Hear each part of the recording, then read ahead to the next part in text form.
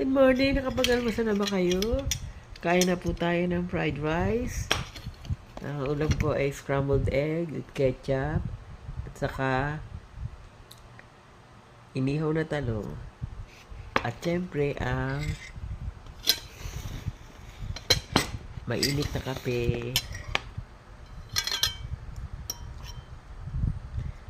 Ano po tayo?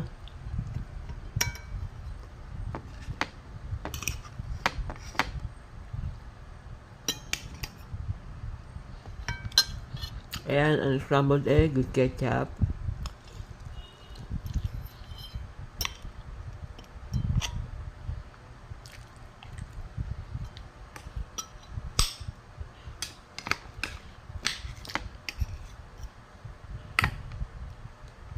At ang inihaw na talong.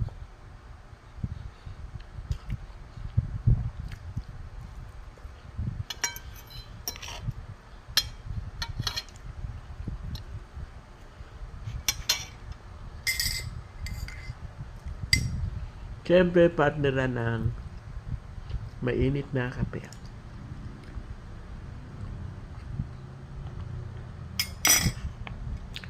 Please like, comment down below, at please share. Bye!